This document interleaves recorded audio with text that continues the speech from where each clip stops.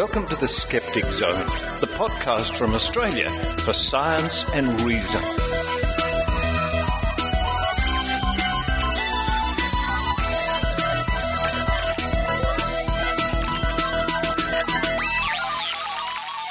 Hello and welcome to the Skeptic Zone, episode number 234 for the 13th of April 2013. It's a Saturday, so I must be in Manchester. Richard Saunders coming to you from QED, Question, Explore, Discover, here in Manchester. And wow, what an international Skeptic Zone I have for you this week.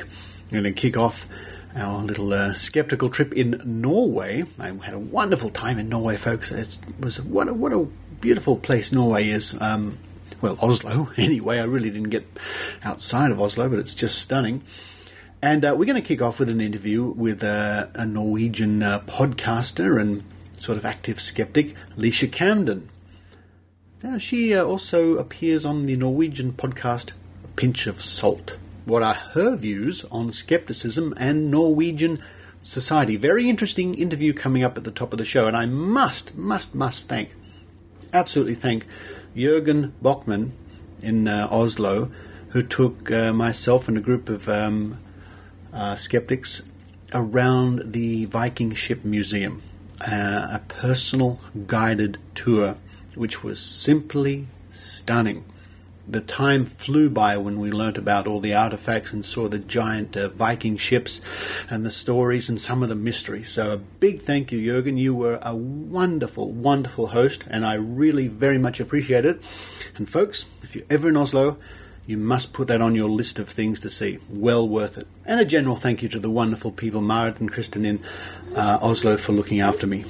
After that, it's a quick trip in an aeroplane to Dublin, Ireland, where I was the guest of the Irish Skeptics, and I spoke at a sort of an impromptu skeptics meeting there, which was a great deal of fun. Thank you to Fionnuala Murphy for looking after me. In fact, I have a quick chat to Fionnuala halfway through the episode today, and also after we had our talk, after I gave my talk, we all repaired to a lovely Irish pub and had a mass Pegasus folding. Hard to imagine. And some interesting characters in the pub. Some young men suddenly decided to strike up some songs. I'm not sure why, but they were very loud. You'll hear it pretty soon. After that, report from Ireland, and again, wow, what a wonderful place Dublin is. Yes, it was cold. Yes, it was wet, but I didn't care. It's full of statues. Dublin is full of statues, interesting statues, with interesting names like the Stiletto in the Ghetto and the Tart with the Cart. I think you'll have to Google that, folks. But then it's another plane trip from Dublin to here, to Manchester, where I catch up with Dr. Rachie, who's also a guest here at QED. Dr. Rachie and John Carney and myself drove up to what they call the Lake District here and potted about there and fed some geese. Oh, it's exciting stuff. That's coming up, followed by a chat with some lovely people here at QED. And I'm going to get lots of interviews before this weekend is out, I hope. And a little bit of the opening ceremony. And after that, it's a week in science with Dr. Paul Willis from the Royal Institution of Australia, www.riaus.org.au. And what a popular segment a week in science is. Really interesting stuff. And to wrap up the show, let's go to what country? Oh, I don't know. Let's go to the United States. Let's visit our friend Travis Roy, our reporter on the east coast of the United States, where he and his friends get together for a think tank. Yes, it's a think tank on the other side of the world. Thanks, Travis. Thanks for sending me that. And Travis Roy and his friends in the think tank, they're up in New England. They're going to be discussing various recent skeptical conferences like NEXUS and their opinion on TAM as well. Also, they chat about conspiracy theories and popcorn. An interesting and different think tank coming up in this week's show. Well, it's time for me to run out of my hotel room, run to the lift, go down to level 3, find if there are any noms about. Maybe I can bump into somebody who can offer me a nom. Who knows? While I'm doing that, I hope you enjoy this truly international episode of the Skeptic Zone.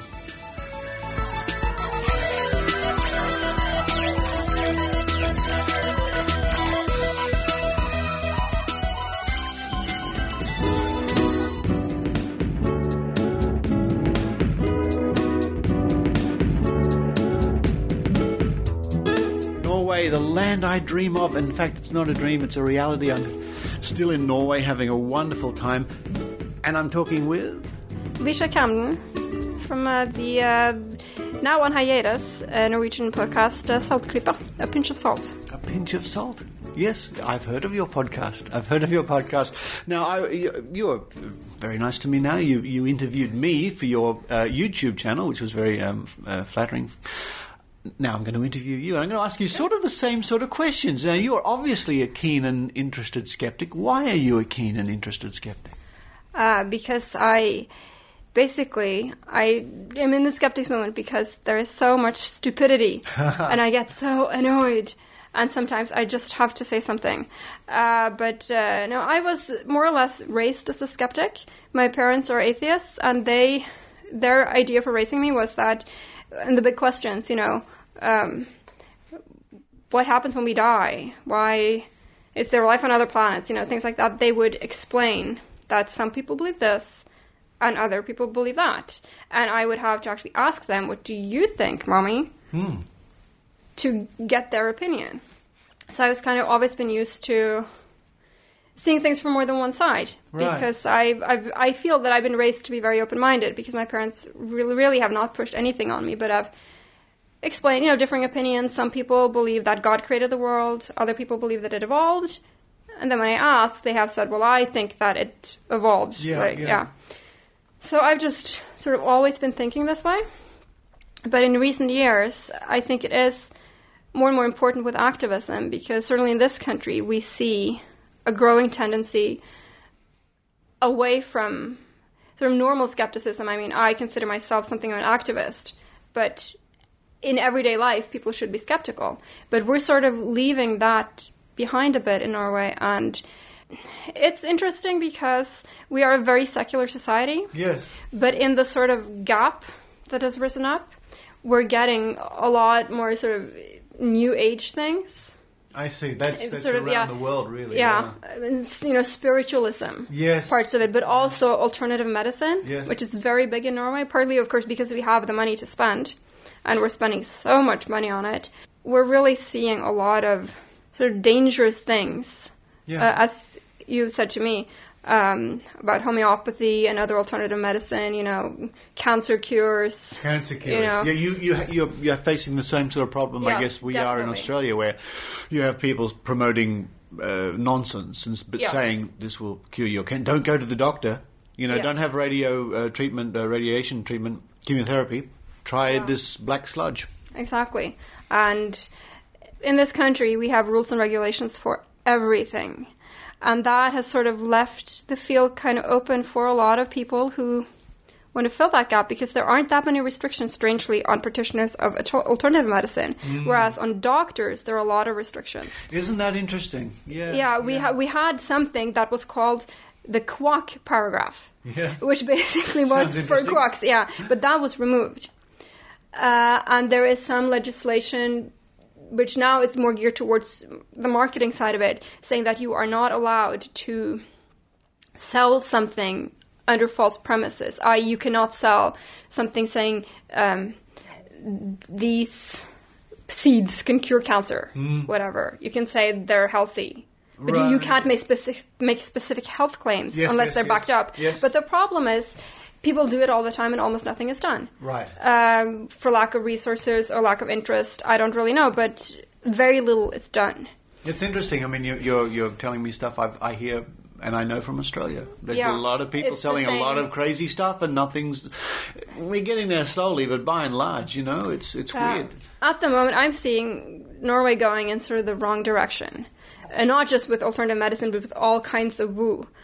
We have a princess, you may have heard about this, who believes in angels. She can talk to the dead, talk to angels. And, of course, she has her freedom of speech. And I understand that life is very difficult and you need to find something to sort of fill it up with. But she's legitimizing it because she is at the very top of our society. She's looked up to by she's the king's daughter. Yeah. And that legitimizes it. And we've had several other incidents where, for instance, there is a very famous man in Norway who is called RiAus. He's supposedly, by his own allegation, he's a psychic, he's a healer, he's all kinds of things. But he's quite old now. Yeah, he's old. He's in his 80s. Yeah. And we had an incident, for instance, where the then Minister of Health claimed that this man had cured his son of colic over the phone. Yes. Over the phone? Yes, over the phone. In a very obvious... the situation was that the boy had been having colic for quite a while, and they were desperate, and they called this guy who healed the boy over the phone, and he was cured. But as we all know, colic is a self-limiting condition. It clears up in a few weeks. And when they were at their most desperate, they called him. So I don't think we need to be geniuses to figure out that it just cleared up on its own, and that would have happened regardless. Yeah. But when the Minister of Health goes out and says that, I totally believe that. That's right. Yeah.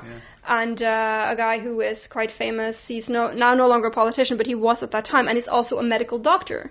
He said that he's from up north, and he knows prayers that can cure bleeding, can staunch bleeding. And he's a medical doctor. So people listeners can't see my face, but my jaw is dropping. Yes, it is. So we're having things like that where, also, in my opinion, the Norwegian school system really isn't that good. And I don't think we're equipping young people with the tools that they need, the mental tools to be able to sort this information. And when it's coming from someone who is a member of parliament and a doctor, and he's saying that he knows prayers that can staunch bleeding, then you need to really be a serious skeptic to be able to... Well, how do the media generally treat this sort of... when these people make these statements? Far too leniently. Really? Far too leniently. This guy, Gjerstad, the old healer, he gets no critical press at all. Why? They're fawning because over he's him. A beloved old character? Yes, he looks like this charming old grandfather. Yeah. And he's old, and he's not entirely well. He doesn't heal himself. Yeah, how about that? Isn't that something? No, I guess his powers just don't work that way. But, it's mean to be critical of an old man, Right. Yeah. But it's very strange because he will say things like he's never earned any money off his activities at all. But we all know that not asking for money doesn't mean that he doesn't get money. He doesn't charge anyone, but he has gotten a lot of gifts, and he's written several books, biographies of himself and his deeds, and he has earned a lot of money on that. Yeah. A lot of money, hundreds of thousands, probably millions. And he's saying things like, I'm just a humble old man who wants to be left alone, but he's published 5 autobiographies. Yeah. And the press doesn't even point that out. If you don't want publicity, why do you keep writing books about yourself? Yeah. And I must remind listeners that when you say millions, of course, you're talking about... Norwegian crowns. Yes, which is not... No, I think... Not millions of what listeners would think is American dollars or Australian dollars. I think that one Australian dollar is about 6 crowns. Something like that. But still quite a lot of money for someone who claims to have not gotten any money. And even that obvious, that someone who publishes books about himself claims to not want publicity. They don't even grab hold of that, which you would imagine would be an interesting... probably obvious to a lot of reporters, but I think they sell more by publishing what he has to say as he says it than they would by being critical of this sweet old little man, who is also a very religious man. He's worked for the church, so, it's very... It's mean. And, of course, the princess, they have ridiculed her quite a bit. But that's also, they're supposed to be nice to the royals because they can't really defend themselves. Yes. They're not really allowed to go out and say... Well, I guess there's a limit that if one of the royals is saying something ridiculous... There is a limit, and she has really been saying a lot of ridiculous things, and she has taken quite a lot of flack. But not so much on the actual, you might say, scientific side of it, because she has claimed to really have seen angels to the point where they have left feathers behind. Literally. So where are the feathers then? Let's have the feather. Can we examine it and see, is it angelic or avian? Yes. So that criticism is more making fun of the wacko. And that's not really criticism as such. That's just pandering to the lowest common denominator. We can all laugh at the crazy princess. Yeah. Who thinks she can talk to her horse. Well, there's also the question of what harm is being done now with the princess, where you can say, well, there's probably not that much harm really, but with this old guy, I would imagine there are people desperately who would call him. Oh, yes. Or, the worst case situation is people who reject real medicine because, that is the big danger. That's this guy can heal me. Why would I take my pill? Yeah. And we have also had practitioners where they have said, for instance, this German Ricard Hamann, who practices this new German medicine. He has been active in Norway, and he feels that, or believes that,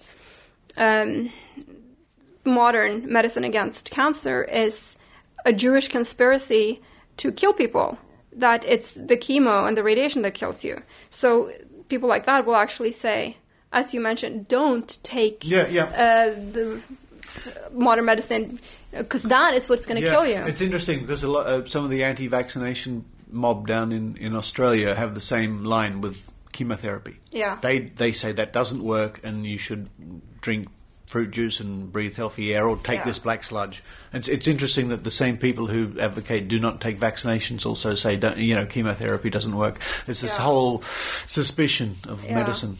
But what you see in those people is that, and we have anti-vaxxers here too, who, I'm not sure if you've had that in Australia, but here there has been, among the extreme part of the anti-vaccination movement, this idea that because Norwegian authorities, they bought a lot of swine flu vaccines and wanted to inoculate everyone in the entire country.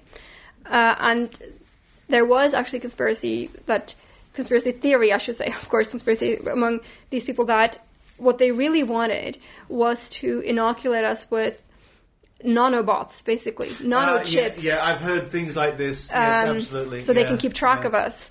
It's the same sort of people who think that the airplanes are dropping chips from the sky, exactly. with the condensation trails. Yeah, we've got them. And this is quite a controlled society. There are lots of rules and regulations for everything, and obviously our government wants to keep total track of us in every possible way. With so technology that doesn't exist. Exactly, but it does exist. They're just keeping it under wraps, and they're working with the CIA. Well, you and I get our regular paycheck from the Illuminati and all that sort of stuff. Of course we do. I mean, my job is just to cover.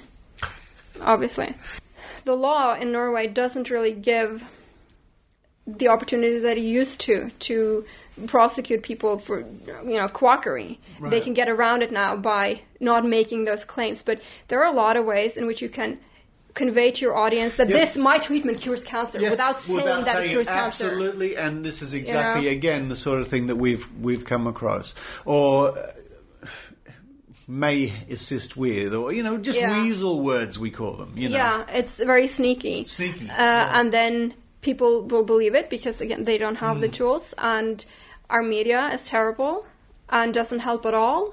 They focus on what sells. There are some, points of light. One of our co-founders at my podcast that I'm in, he had a TV show. He's working on the second series now, I think, and the first series was all about alternative medicine, and it got very good ratings and sparked a serious debate. But the people in the debate were on either one side or the other. And the people who were on the other side, it was pretty obvious that he could not hope to sway them. No. When he did his episode on homeopathy, of course, all the arguments came out on psychics, everything. It was all the same, and you could tell he wasn't reaching any one of these people. But hopefully he could reach the people on the fence and make them see that maybe things are not as these practitioners are telling us. And that series was broadcast on our big state-owned channel. So everybody had the chance to see it, and a lot of people did see it. It had fantastic ratings and has been optioned for another season. So good things are happening, but it is very good. But it is relatively simplistic because it's made for a popular audience, and I know about that. But it's very effective. Good. And he's really good at communicating with audiences. He does that for a living. So, there is an audience for a show like that, which is a very good sign. Yeah. But the question is, do people, when they go back to their everyday lives, do they take that with them? That's hard to say. That's hard to say. The general mindset in this country is not heading in the right direction, I'm afraid. Okay. And I think part of that is because nothing has been put in place to replace, when religion has sort of been squeezed out, there is a spirituality that will spring up to take its place, and some of that can be good. Meditation, for instance, yoga, things like that. But there are also unscrupulous people who see this as a great opportunity to make money. It is. And that's where the danger is, that when you're not able to filter woo from hard fact, that leaves the door open for a lot of other stuff to come into. Well, I'm interested to hear all this because I can see so many similarities to what's happening in Australia, and I suppose it's pretty generic, more or less, in first world societies that we face a lot of the similar problems. But I'm glad that you're there and you're active, and the friends too here in Oslo and the Norwegian Skeptics. Who've treated me so well, I must say. And that hot chocolate we just had. What was that place just around the corner? It's a Cafe Bristol. I can recommend it. Yeah, best hot chocolate in town. Definitely. Really was. It was fantastic. So thank you for taking me there and spending some of the day with me at the Viking Ship Museum. Oh, wasn't that great? It's a wonderful place, and that's the only place in the entire world to see real Viking Age longships. Yeah. Those two are the only two preserved. Which amazes me that's it. I have seen the world's collection of Viking ships. You've seen all there is to see. That's incredible. Folks, come to Norway. That's all I can say. Thank you very much.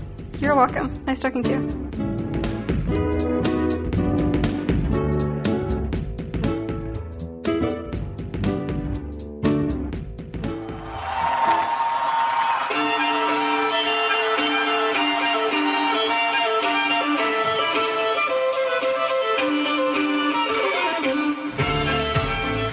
Marit. Og jeg er Kristin, og vi vil tipse deg som norsk lytter av The Skeptic Zone om skeptikermiljøet i Norge. Det finnes norske blogger og pubtreff og podcast, og foreningen Skepsis driver med ulike former for aktivisme. Sentralt er skepsis.no, og her publiseres det dyptpløyende artikler, en kalender over skeptiske aktiviteter og lenker til andre skeptiske ressurser. Skepsisbloggen oppdateres jevnlig, og det diskuteres heftig på Skepsisforumet, så stikk innom og delta du også. Skepsis.no. Hello, I'm Marit. And I'm Kristin, and we want to let you know that there are lots of Norwegian skeptics for you to get to know. There are blogs and pub meets and a podcast, and the Norwegian Skeptics also do paranormal tests and consumer activism. To find out more, Google Norwegian Skeptics or visit skepsis.no.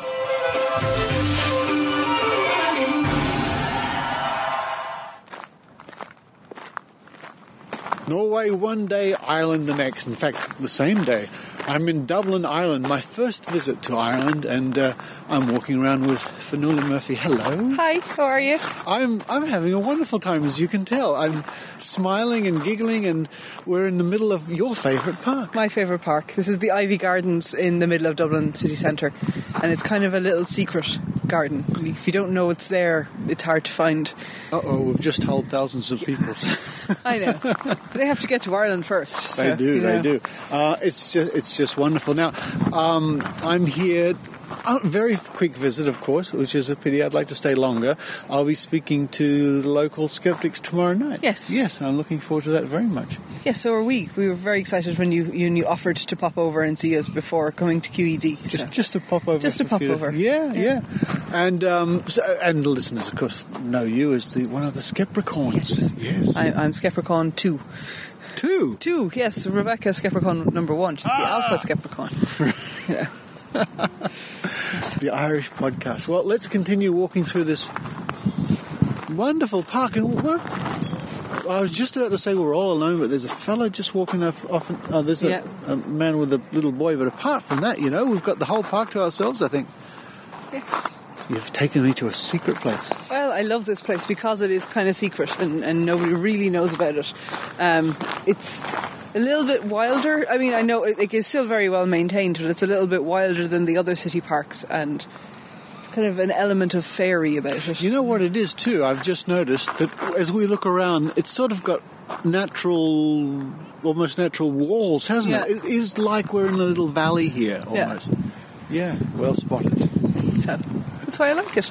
And then at the moment all the waterfalls are switched off.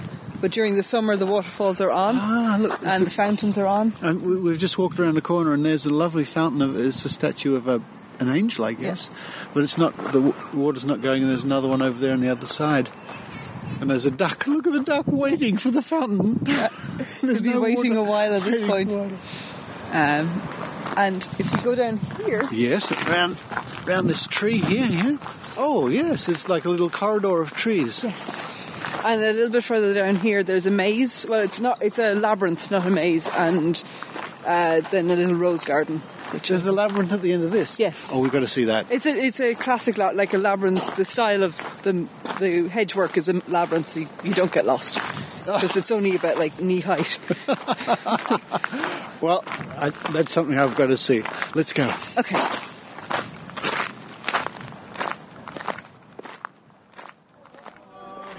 Hello, Skeptic Zone fans, and we're recording live from a real Irish pub in Dublin. We really are. Hello, Fionnuala. Hello, how are you? I am doing so well. We had a great time tonight. I gave a talk, and we've all been doing origami lessons in an Irish pub. We have, definitely, and I made an Art Deco pig as An Art Deco pig. So I'm sticking. It's a story I have. I'm sticking to it. It looks like an Art Deco. Look at it. It's purple and orange, so it's clearly Art Deco-y and angled and everything. See? Art Deco. You can't see over the radio. I know, but you can take a photograph of it. And who do we have here? Dave from Belfast Skeptics. Belfast Skeptics. Ah. Now on Belfast FM, we turn to the personal ads. Easygoing and confident skeptic seeks other critical thinkers for fun, laughter and good times. Must be willing to apply logic liberally and a good listener. Expect something new and interesting every month. Come and meet me in Belfast in Northern Ireland. If this sounds like you, check out my profile on BelfastSkeptics.com. Music by Kevin MacLeod. Oh, yeah. It's still active, still going? Still going, yeah. Still meeting regularly, yeah. Need a few more speakers over, but it's always trouble getting people over from England, you know, with all the flights and everything. But, yeah, it's still going. What's the URL for the Belfast Skeptics? BelfastSkeptics.com, I believe. You believe? We've got a Facebook group as well, so you find us on Facebook. Well, I was just wanted to make this recording, Finn, because the atmosphere in here you just can't beat. Yes, it's somewhat odd. Odd? I thought, isn't this like every pub has people bursting into song? No. And these are not good singers. If you're going to shando sing, you better be able to sing, and they cannot sing. Folks, come to Ireland, that's all I can say. Thanks, Finn. Yeah. Thank you, and good night.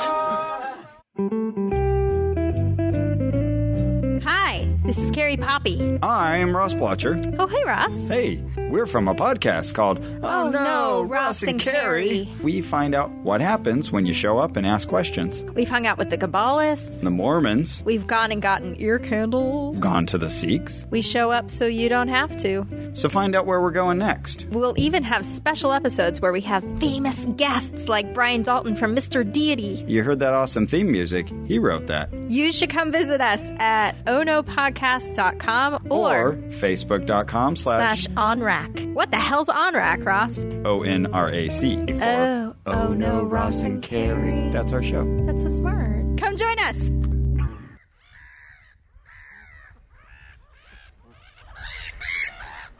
Well, from Norway to Dublin and now to the United Kingdom, we're in the Lakes District. I'm with Dr. Rachie. Dr. Rachie, you have a new friend. I have a very mean goose that is bullying all the other geese so that it can eat my sort of biscuity things. Biscuity, cornflakey sort of things. Yeah. Now, let's see if we can make this goose honk. He really did honk, didn't he? He was honking because another goose was having his noms. I know. Let me feed another goose and it'll probably make him He's wandered off. He's quite bossy, isn't he? See? So what? Beautiful scene. There he goes. Beautiful scene here, Dr. Rachie. We're at I'm not even sure. Windermere Lake. Windermere Lake. Yeah. There's, as you can hear, there are lots of birds around which we're feeding, and they're loving it. That's the sound of geese feeding out of Dr. Rachie's hand. And there are boats and all sorts of things here, and there's some snow on the mountains behind us. But of course, we're here in the UK to go to QED. QED, yes. QED, it's so exciting, and it starts officially tonight with a sort of a meet and greet, and then it gets into full swing. And you're giving a talk. I'm giving a talk tomorrow, and I'm on a panel as well, an alt-med panel tomorrow with, I think Simon Singh is on my panel. Great. I'm not sure. Nice Can't guy. remember. Yeah. Anyway, yeah. So, kicking off tonight, and it's sold out really early this year, which is the first time it's sold out so early, actually. So, it's going to be lots of really interesting people, lots of fun stuff to talk about. Well, I was certainly enjoyed my time here last year at QED, and I didn't expect to be here this year, but here I am, and I'm absolutely thrilled to be here. And I hope to snag some great interviews for the Skeptic Zone over the next few days with people like Simon Singh. And yes, definitely. And Robin Inks is going to be around as well, and Andy Lewis from Quackometer. Sid Rodriguez is coming up as well. And lots of our friends are here too, MedTech and Chris Higgins, who's just moved to London, so it'll be great to catch up with some friends as well. Here comes the goose again. Sounds great. He's enjoying those noms, isn't he? He really is. All right, well, yes, so I'm just setting the scene for our listeners that, and of course in this episode of The Skeptic Zone, it truly is an international episode with all these countries being visited. Oh, there goes one flying across the water. That's the meanie. That was the meanie one. That's the loud one, was it? Yeah. That's just flying over that, past that boat. All right, so thank you, listeners, for indulging us while we're feeding the ducks and the geese. There they go. And we'll get back to some more serious Skeptic Zone type topics in a moment.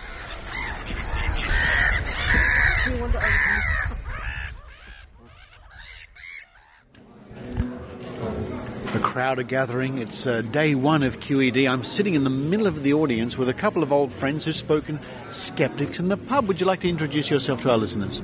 Hello, I am Ben Makin from Edinburgh. And this is... I'm Steve Makin, who's married to Ben, so also from Edinburgh. And you were visiting Sydney just last year, and I interviewed you. You gave a talk in Skeptics in the Pub about your adventures looking into various woo-woo. Woo-woo, yes. Woo-woo.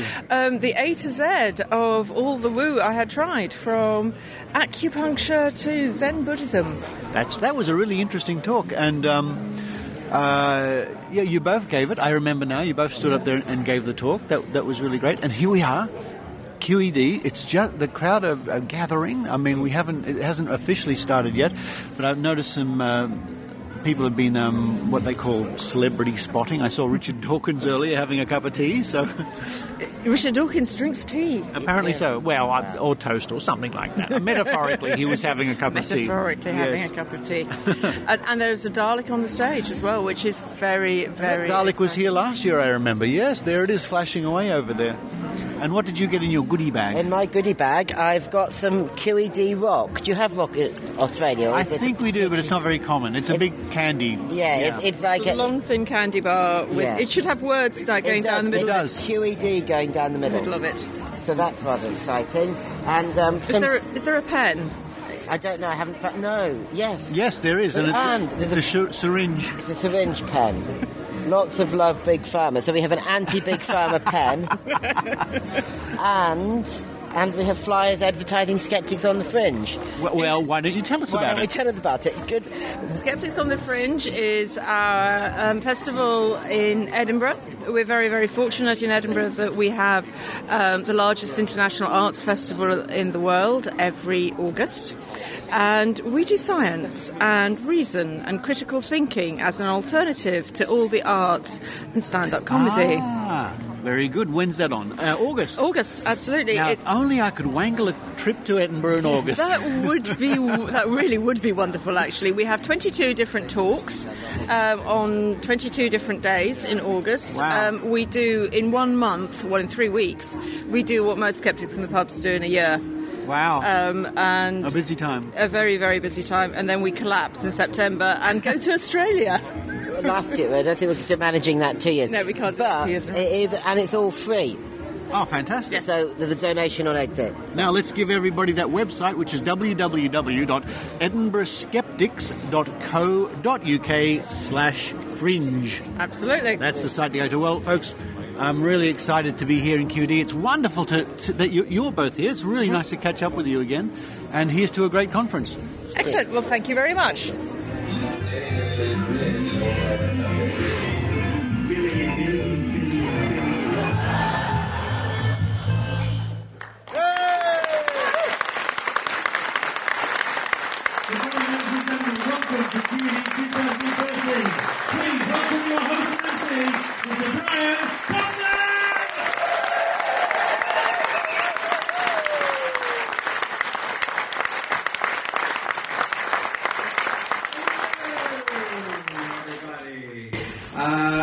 Brian Thompson. Welcome to QED 2013. Is it 13, Andy? Yeah. If you don't know who I am, congratulations. Same boat as everyone else. I work for the James Randi Educational Foundation. You might have heard of this little dwarf named James Randi. I work for him. I'm also a comedian. I've been on Andy's wonderful program, Incredulous, 2 or 3 or 4 times before. So,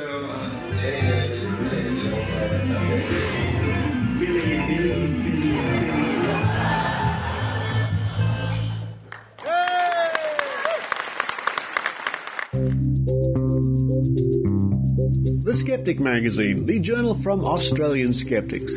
Subscribe online to the world's second oldest skeptical magazine. Visit www.skeptics.com.au and click the publications link. You can also find there over 30 years of back issues free to download. The Skeptic, the magazine from Australian skeptics.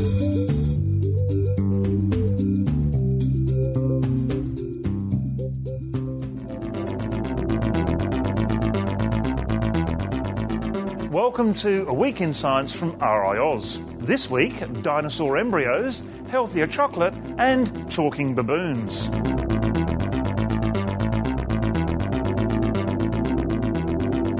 Fossilised dinosaur embryos, still inside their eggs, have been found in China. This rare find sheds light on the early development of these prehistoric creatures.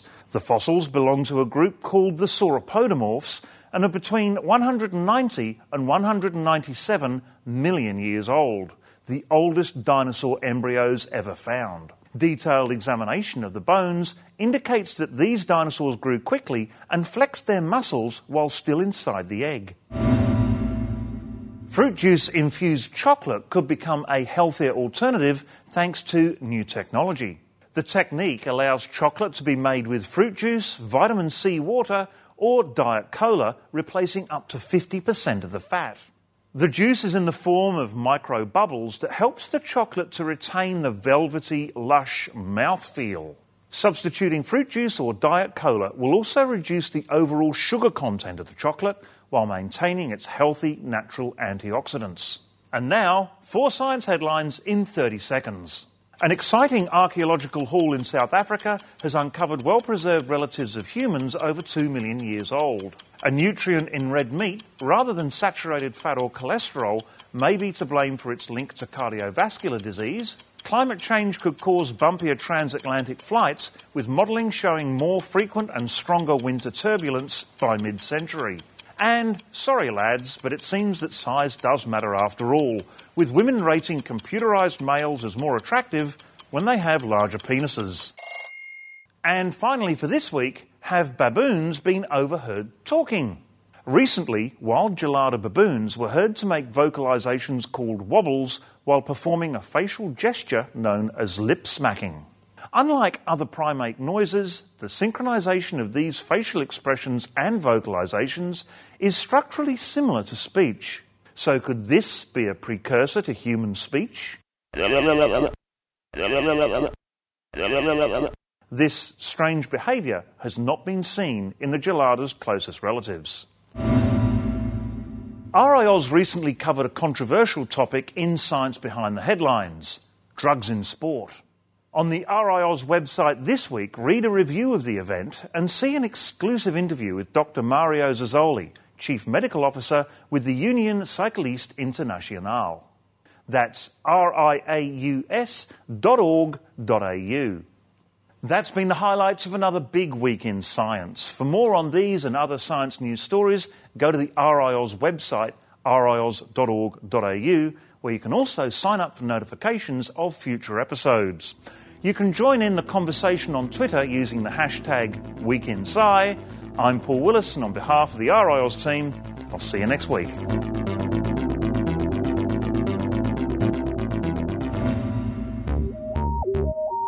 Did you see that UFO sighting that made the news?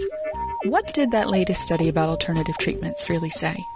Is this photo making the rounds real or a hoax? Doubtful News is a unique website featuring news about pseudoscience, the paranormal, anomalies, and questionable claims, framed with a skeptical view. Come visit doubtfulnews.com every day for news about cryptozoology, conspiracies, shams, scams, and more. Follow us on Twitter at Doubtful News. Critical thinking is essential in assessing today's news. Doubtful News helps you decide, can you really believe this stuff?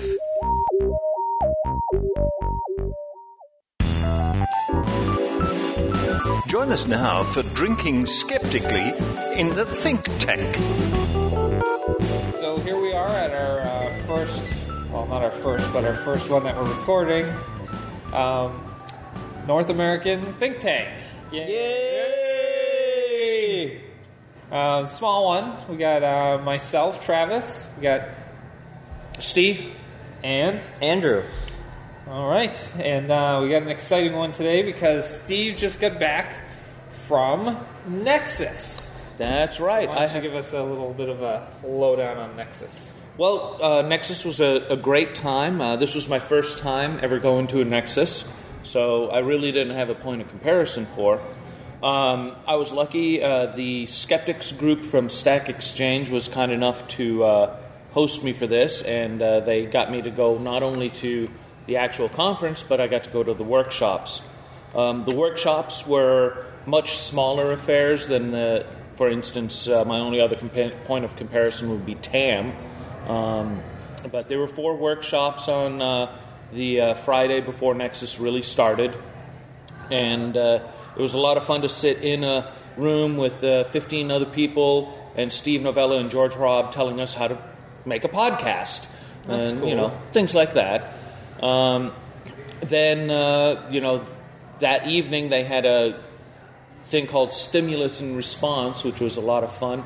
The first half of it was George Robb just kind of freestyling his music while some artist named Paolo Robb, no relation. That's interesting. I know. Made a painting, or actually a series of paintings. I did see some pictures of that. That was neat. And they were. It was really neat. And then afterwards, Stephen and Heather Berlin and a few other folks kind of talked about, what that whole experience was like and kind of the neurology behind it. Then they got some improv comedians. They dragged Jay Novella up on stage, and they just started asking him a bunch of questions. And while all the improv comedians were standing around, and after Jay had thoroughly exhausted his stream of consciousness, they went ahead and did an improv act, which was actually quite funny based on the things that Jay had said. And then, of course, Saturday and Sunday was the actual day of the conference itself. Again, never having been to NEXUS, it seemed that they filled up the auditorium quite well, and all the speakers were really, really good. I particularly enjoyed kind of the arc that each of the presentations had.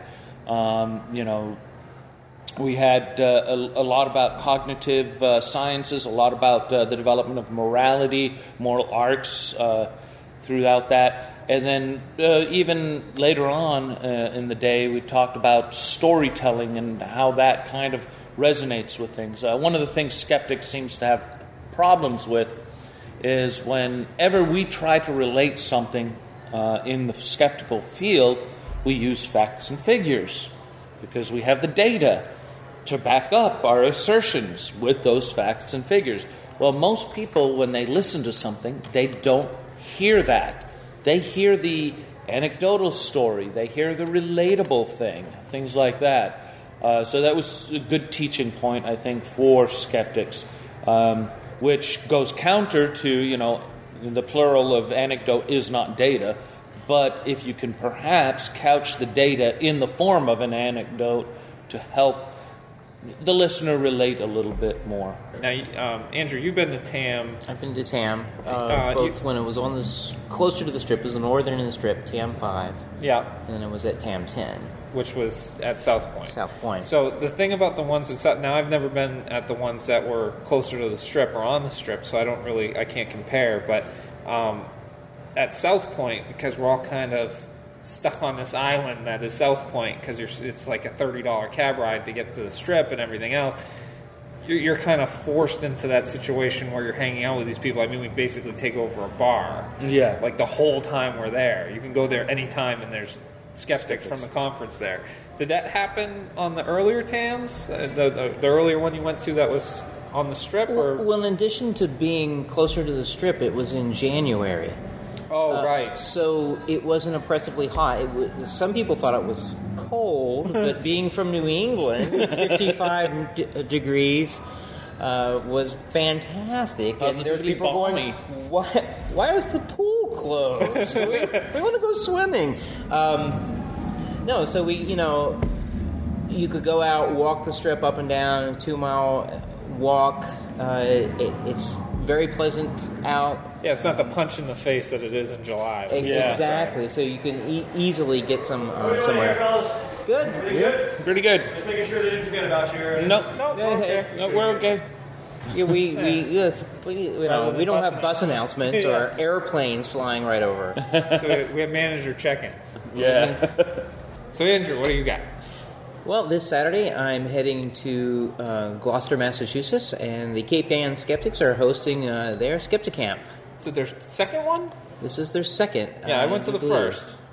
I will be representing, Granite State Skeptics, doing my Marblehead Ufo presentation that I gave last October at our Skeptic Camp. Yes, and it was very well received. One of the better talks. Yes. So basically, this is a talk about, what information you can find on the net, starting with a single picture and a description given by the photographer about a possibly unusual event. My talk is basically about what you can discover based on the one picture that was posted, and the premise was, hey, look, I was taking this picture at sunrise, and I noticed something in the series of pictures I took in the upper right-hand corner, and it moved. And the photographer spliced some of those together, cropped it, of course, so you had no reference of in any time or motion. It says, yeah, some of these were time lapse, and I put a movie together, and it was the Marblehead UFO, which made some local news. And I looked at that, and I thought, that looks like an airplane. And the talk is about basically the evidence I gathered online to support the fact that it was probably likely an airplane. So Dale just showed up post rugby practice.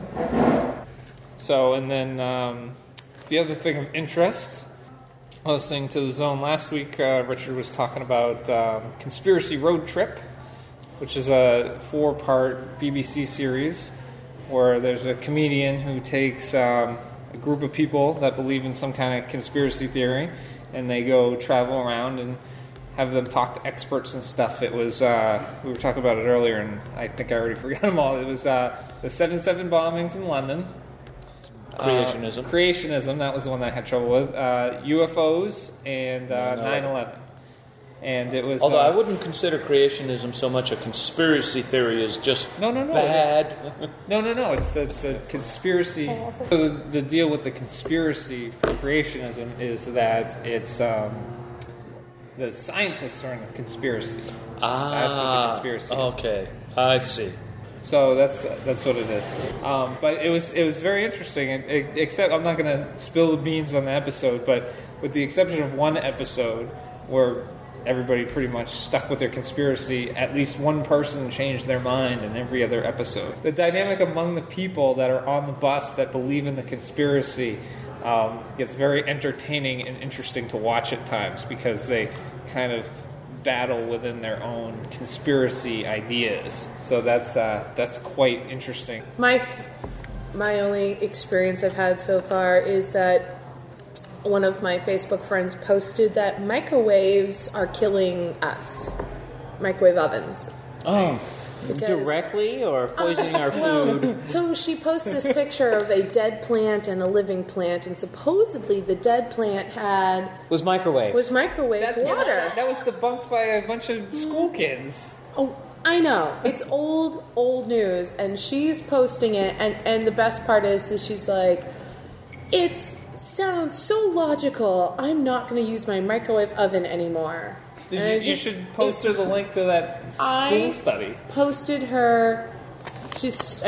Snopes because I knew they had it, because this has gone around for a little while, and I responded with, it's fake. The only reason I'm pointing at this is at the Nexus, Deborah, and I cannot pronounce her last name, Berbichez. She was talking about a friend of hers that absolutely refused to use a microwave at all, especially because the mesh in the screen would let the microwaves out. Seriously, it's stupid. It hurts. It hurt. And then Deborah explained, how microwaves works. It's not really stupid. It just feels like it. It's just ignorance. One of my former students had said that her mother refuses to let her stand in front of the microwave and wait for her popcorn because the radiation in it's going to give her cancer, and that's how her mother got cancer. But didn't she read the thing about microwave popcorn giving some guy lung cancer? No, this was before this. Did you hear about that? No. I heard about that. Well, let me finish the story. Okay, and actually, I didn't have to say anything because the kid corrected the mother. She's like, no, Mom, this is not how this works. She's like, the mesh protects us, and it's shielded, and the mother was still refused to let her. But at least the kid was like, no, this is not how it works. She's like, 8th and 9th grade science, this is how, So I was like, okay, I'm so proud of you. So tell us about the microwave popcorn. The popcorn thing is this guy did he get lung cancer or was it something else? Some sort of cancer from breathing it in, at least. So what it was doing was he was getting microwave popcorn every day at work on his break. And he would put the bag of popcorn in the microwave, and when it would come out, he'd hold it right up to his face and inhale deeply as he opened it. And he did this for 11 years or something, and then he got something. So it's not really surprising that he had something happen with his lung. Well, even so, you still can't show that there's a causation there specifically. Over an 11-year period, there was a chemical in the butter, microwave, and he was using one of the company's brands that still use that chemical, even though most of the popcorn had moved away from it. Okay, well, that's and I think it was oleic. Okay, that's some crucial details that, Right. He left that out. So it's plausible, but it's hard to show exact I'm not 100% sure on the chemical, but I want to say oleic sounds familiar or whatever it is. Because, over an 11-year period, people can do a lot of things that could give them cancer. I understand that. And it was multiple times a day. It wasn't just lunch break. No. Oh, was it? No. I don't remember that part either. He was eating that much buttered microwave popcorn, and I think it was 3 times a day, every day. Wow. Yeah. That's a lot. Over 11 years. And he was doing it as it came out. It was like a fresh bag that he would literally open the door, open it up, and stick his face in. That was the thing that they said was the worst part about it. Yeah. He was huffing popcorn. Mm-hmm. It really was. He was huffing popcorn butter flavor. He was huffing microwave butter. There could have been a lot worse things. Aerosolized or whatever it's called, whatever the wording is. Yeah, aerosolized particulates. Oh, I got that right? Good. Yeah. Go me. Go. So anyway, on Dale pronouncing something right, I guess we'll put it into this. Put it into this. Our first North American think tank. Yeah.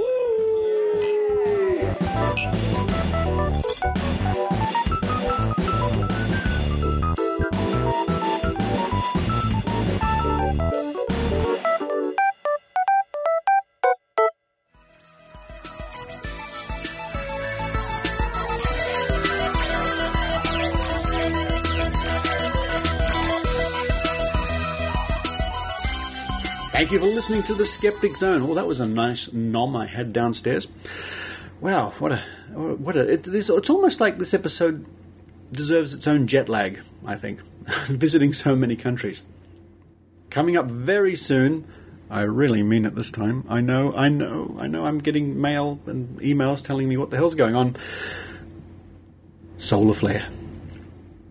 I'm sure it's very soon. It must have got lost somewhere. Maybe it's bouncing around the planet on the internet, and I'm almost. It's almost here. solar flare is almost here, and it will appear by surprise one day.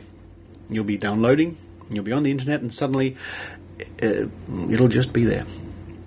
Coming up in future episodes of the Skeptic Zone, more from here, QED in Manchester. I'm going to interview as many people as I can, and a report coming up about the Science Film Festival I'm visiting just in a few days. Folks, AFO.CZ, you've heard me talk about it before. Oh, very exciting. I'm going to be introducing videos by Richard Dawkins and Brian Dunning, and I bumped into Richard Dawkins just last night, and I had a quick chat to him, and he's very pleased that his video Enemies of Reason will be screened at this film festival, AFO.CZ. And if you're in the Czech Republic, I hope you can come by and say hello. Well, I'm quite worn out. I think I might retire early or go down to the party. A tough choice, folks. A tough choice. But until next week, this is Richard Saunders signing off from Manchester in the UK. You've been listening to the Skeptic Zone. Visit our website at www.skepticzone.tv for comments, contacts, and extra video reports.